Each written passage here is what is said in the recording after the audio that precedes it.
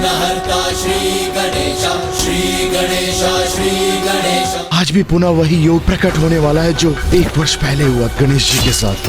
और माता, पुनः उसी योग के कारण गणेश जी का कोई बड़ा अनिष्ट होने की संभावना है। इसका दंड दूंगी मैं आपको, अंत करूंगी आपका।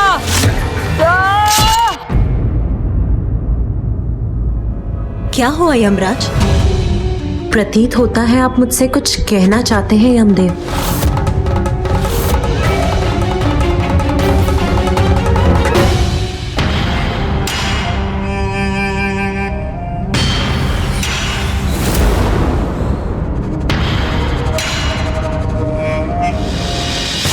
हाँ माता, हम अपनी संपूर्ण दिवस आपसे अपनी चिंता साझा करने का प्रयास करते रहे हैं, किंतु प्रतीत होता है कि उसका योग्य समय अभी आया हो। माता, मुझे यहाँ आने से पहले चित्रगुप्त ने मेरा ध्यान एक और एकत्रित किया। उन्हें ज्ञात हुआ कि आज भी पुनः वही योग प्रकट होने वाला है जो 1 वर्ष पहले हुआ था गणेश जी के साथ, जिससे दुर्भाग्यवश गणेश जी का शिष्य उनके धड़ से अलग हो गया था।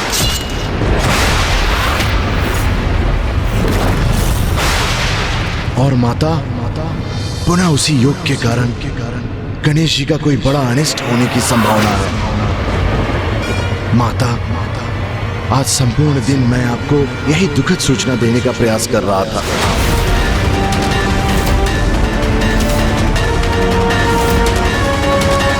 ऐसा दुस्साहस कैसे किया आपने यमराज?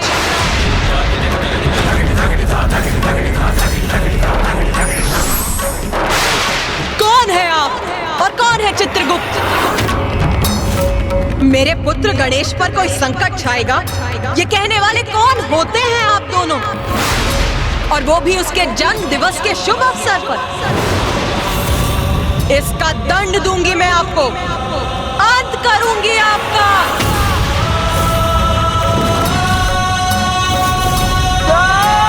नहीं।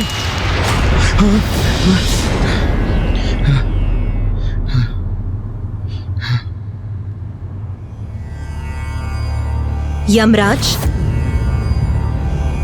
पुत्र गणेश के जन्म दिवस पर आपका और देवी प्रिया का कैलाश पर आगमन हुआ, उससे मैं अत्यंत प्रसन्न हूँ। अब हमें अनुमति दीजिए माता।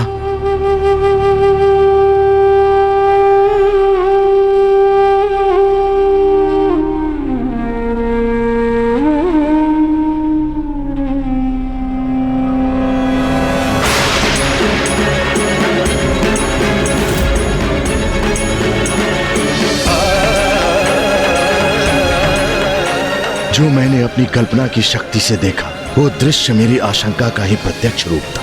यदि मैंने माता से सत्य कहा होता तो उसके परिणाम स्वरूप जो सत्य प्रकट होता वो बहुत भयंकर होता। माता के उग्र रूप से मात्र मेरा ही नहीं, संपूर्ण सृष्टि का अंत होता।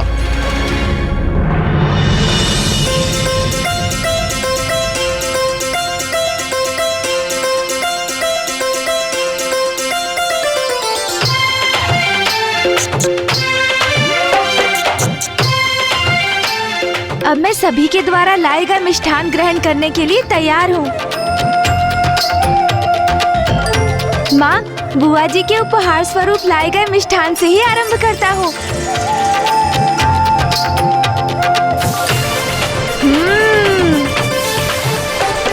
आनंद, अति आनंद।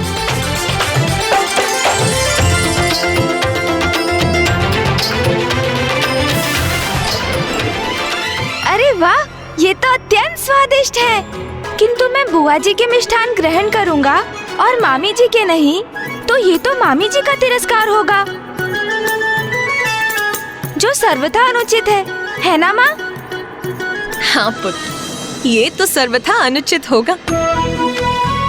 अपना तिरस्कार तुम्हारी मामी जी को कदापि नहीं भाएगा पुत्र। वही तो मैं भी कह रहा हूँ ना माँ। तो क्यों ना मामी जी के मिष्ठानों का स्वाद भी ले ही लेता हूँ।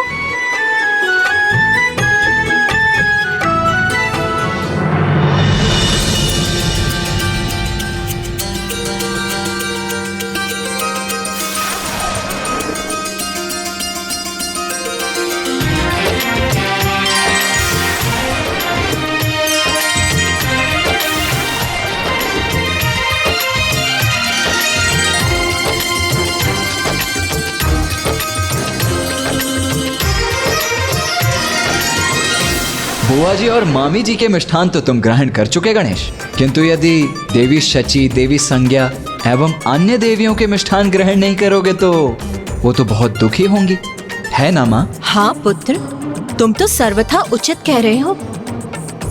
ना ना ना, मैं माताओं के दुख का कारण बनूं, ये मुझे स्वीकार नहीं। अब तो मुझे ये सभी मिष्ठान ग्रहण करने ही होंगे।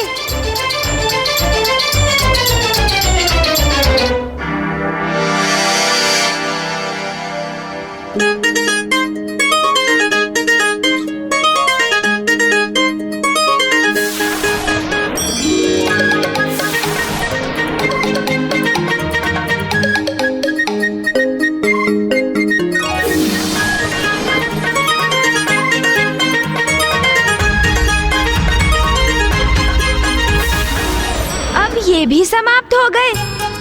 चिंता क्यों करते हैं प्रभु?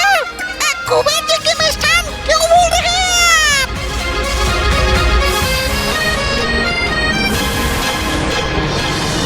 माँ, पुत्र, इंद्रदेव को अपना तिरस्कार अपने अपमान के समान नहीं प्रतीत होगा क्या?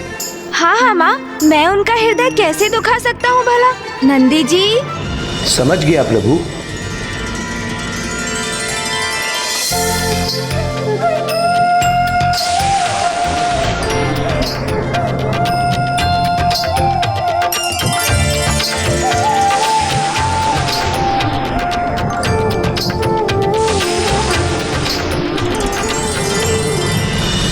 अंततः मामी जी, बुआ जी एवं अन्य माताओं द्वारा लाए गए मिष्ठान मेरे उदर में समा गए। हाँ पुत्र, अपने जन्म दिवस पर आए सभी मिष्ठान तुम ग्रहण कर चुके हो। अच्छा माँ, मुझे तो लगा था बहुत सारे मिष्ठान होंगे। गणेश, प्रतीत होता है तुम्हें मेरे अतिरिक्त अन्य सभी की चिंता है। ये आप क्या कह रहे हैं भैया? हाँ, मामी जी, बुआ जी, माँ एवं समस्त देवियों के हृदय की चिंता है तुम्हें। अपने उदर को इतने कष्ट में डालकर उनके मिष्ठान तो ग्रहण कर चुके तुम, किंतु जो मैंने नंदी जी और तोतला जी ने किया है,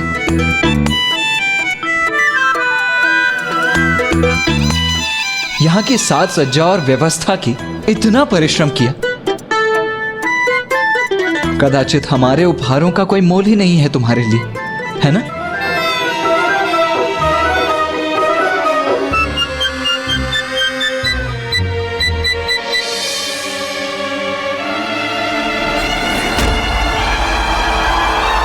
नहीं भैया, अपनों का स्नेह तो सबसे मूल्यवान होता है और मैंने सबसे उत्तम उपहारों को तो अंत के लिए बचा के रखा था।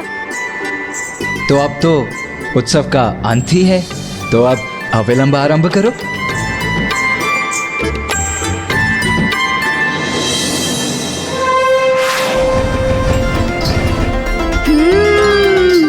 आपका स्नेह रूपी मोदक तो सर्वाधिक मधुर है भैया।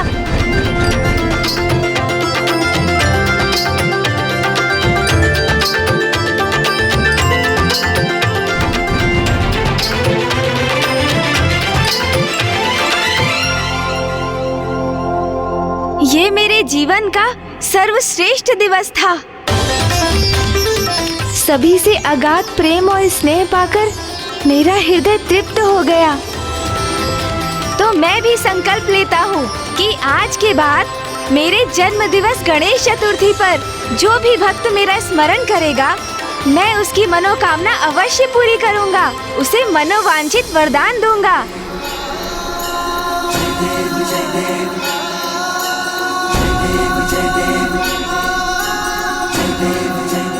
आज प्रारंभ हुए प्रत्येक कार्य निर्विघ्न पूर्ण होंगे और आज के बाद मेरे जन्म दिवस को वरदा चतुर्थी के नाम से भी मनाया जाएगा। मन तो कर रहा है इस दिवस का कभी अंत ही ना हो।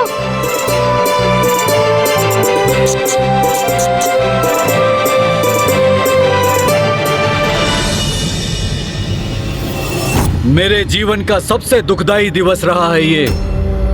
कितनी ख्याति सुनी थी मैंने महादेव की। जगत पिता है वो, दया और करुणा के सागर है वो। क्या जगत पिता अपनी संतानों के साथ ऐसा दुर्व्यवहार करते हैं? मैं तो उनसे भेंट कर अपने पुत्र होने का सम्मान प्राप्त करना चाहता हूँ। क्या वो अनुचित है माँ? यही तो मैं तुम्हें दीर्घ काल से समझाने का प्रयास कर रही हूँ पुत्र। महादेव के दर्शन पाना इतना सरल नहीं है। उसके लिए उनका सम्मान, उनका स्नेह अर्जित करना होगा। तुम्हें घोर तप करना होगा पुत्र। तप करो पुत्र, महादेव को पाने का तप करो। एक बार तुमने महादेव का स्नेह प्राप्त कर लिया, उनके हृदय में अपना स्थान स्थापित कर लिया, तो वे तुम्हें कभी नहीं ठुकराएंगे। उचित है माता। यदि उनके निकट पहुंचने का यही मार्ग है तो मैं तप करूंगा।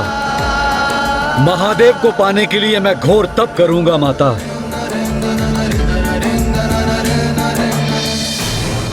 यमराज, आपको ज्ञात है कि मुझे सर्वाधिक प्रिय कौन है?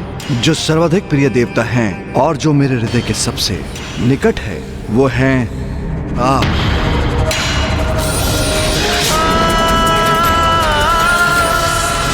स्वामी, हमें शीघ्र चलना चाहिए। चलिए। स्वामी, अब किस विचार में खोए हैं आप? चलिए ना। आप जाइए देवी प्रिया, हमें अपना धर्म निभाना है।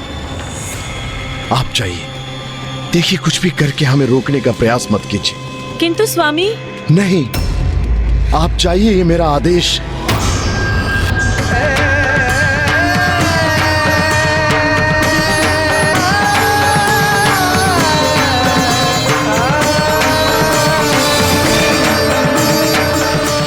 वाह, आनंद आ गया। इसे कहते हैं जन्म दिवस का भोज। अच्छा माँ, अब मैं विश्राम करने चला।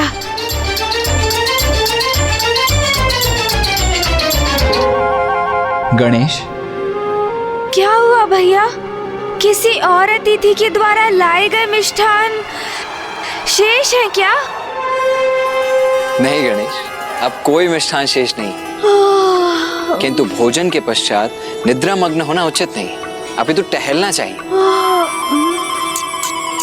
मैं भी टहलने ही जा रहा हूँ। आओ, तुम भी चलो। माँ, मैं निद्रा करना चाहता हूँ और भैया मुझसे परिश्रम करवाना चाहते हैं, वो भी मेरे जन्म दिवस पर। पुत्र गणेश, तुम्हारे भ्राता सर्वथा उचित कह रहे। तुम जाओ और जाकर टहलकर कैलाश की एक परिक्रमा पूर्ण करो।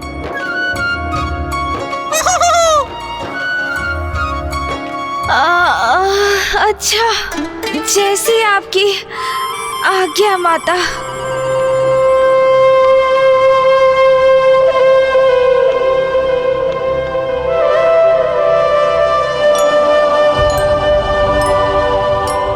क्या हुआ माँ? कुछ नहीं पुत्र, बस तुम्हें अपने हृदय के समीप रखना चाहती हूँ।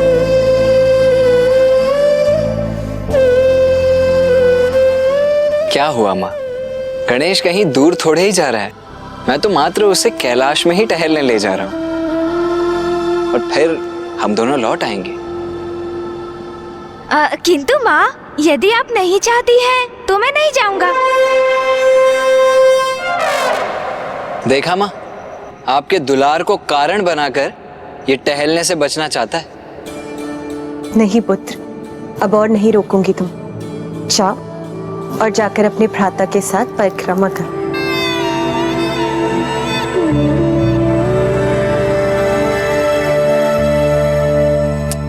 चलो गणेश, आओ। माँ,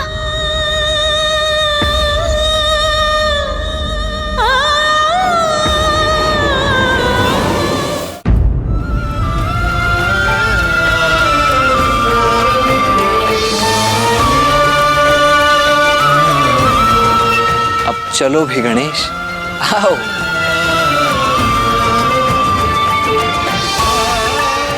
ज्ञात नहीं क्यों अपने पुत्र गणेश को लेकर मुझे अचानक विचित्र सी आशंका हुई। नहीं, गणेश का जन्म दिवस, इसीलिए मैं इतनी भावुक हो रही हूँ। मेरा पुत्र विघ्न हरता है, तो भला उस पर कोई संकट कैसे आ सकता है?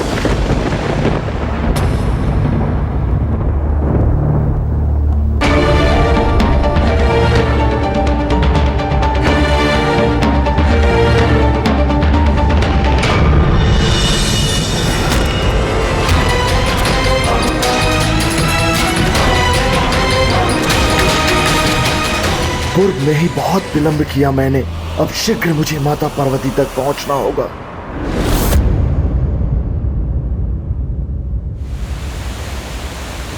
चलते समय गहरी श्वास लेते रहो गणेश। टहलते समय श्वास के उचित प्रवाह से शरीर को भोजन के पाचन में सहायता प्राप्त होती है। तो तुम श्वास ले रहे हो ना गणेश?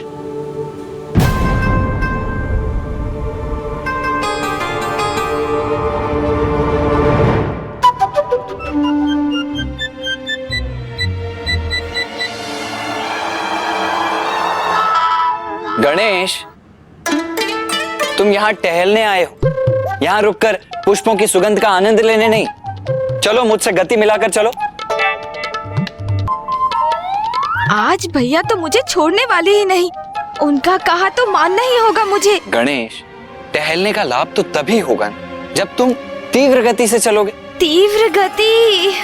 हाँ हाँ, चलता हूँ भैया, चलता हूँ। अरे ये क्या? गणेश जी का उदर इतना विशालकाय हो गया है कि जिस कारण से वे उचित प्रकार से चल तक नहीं पा रहे हैं। मिष्ठान का आनंद ऐसा होगा। उचित है भैया, मैं तीव्र गति से ही चलता हूँ फिर। चलो।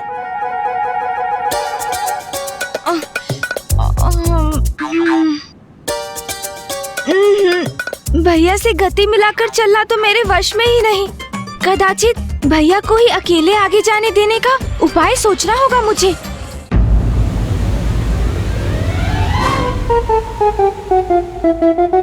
गणेश तो फिर पीछे छूट गया। गणेश, आओ। आ रहा हूँ भैया, आ रहा हूँ।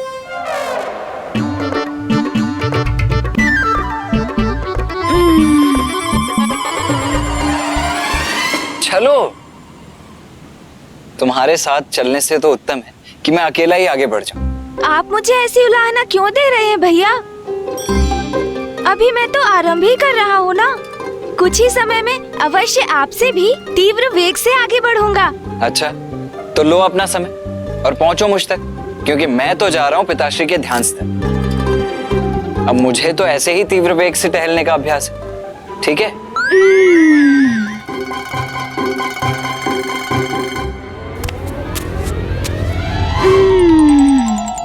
गणेश जी, इतने विशालकाय उदर के साथ आप कितना भी प्रयास करें, किंतु कुमार कार्तिकेय के साथ नहीं चल सकेंगे और ना ही उन तक पहुंच पाएंगे। अब मैं अपने अनुसार इस कैलाश की परिक्रमा करूंगा। माता का आदेश है तो इतना तो करना ही होगा ना मुझे।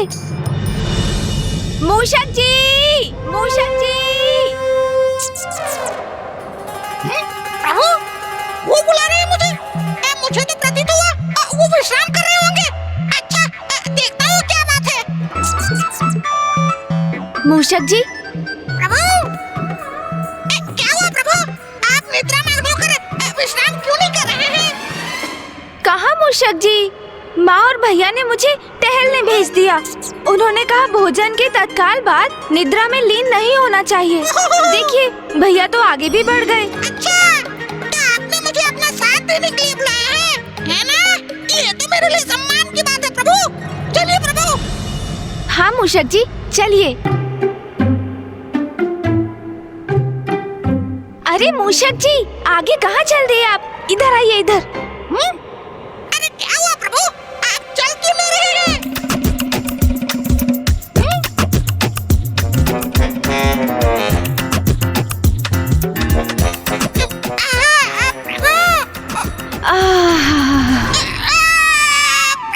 अरे साथ नहीं मूषक जी, मुझे इस परिक्रमा को समाप्त करने में सहायता चाहिए, मेरे प्रिय वाहन।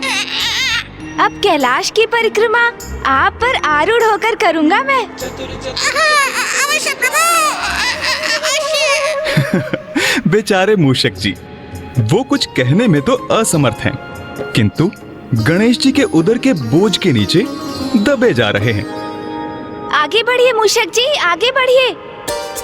जितनी शीघ्रता से हम ये परिक्रमा संपन्न करेंगे, उतनी ही शीघ्र हम लौटकर विश्राम करने के लिए मुक्त होंगे।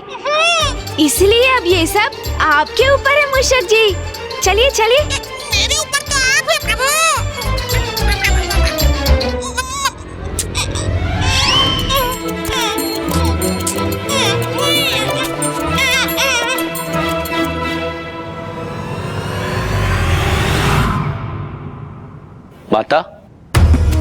आपकी संध्या की पूजा का समय हो गया है। जी नंदी जी।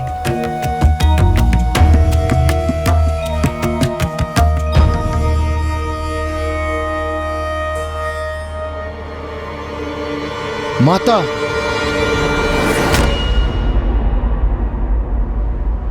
यमराज जी, आप इतने व्याकुल प्रतीत हो रहे हैं, सब कुशल तो है ना? मुझे माता से शीघ्र अतिशीघ्र मिलना है, कुछ बताना है उन्हें। किंतु माता तो संध्या की पूजा के लिए भीतर चली गईं और उनकी पूजा में व्यवधान डालना तो उचित नहीं। आप थोड़ी प्रतीक्षा कर लीजिए। वैसे भी आज की पूजा अति विशेष है। आज गणेश जी का जन्म दिवस है, इसलिए माता को एक विशेष अवधि में पूजा करनी है।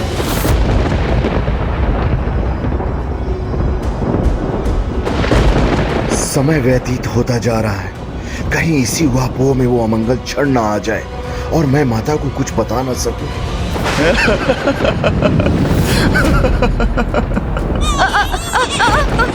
अरे अरे संभालिए मूषक जी, संतुलन बिगड़ रहा है मेरा। किसी भी प्रकार की अति उचित नहीं, वो हमें दुख पहुंचा सकते हैं।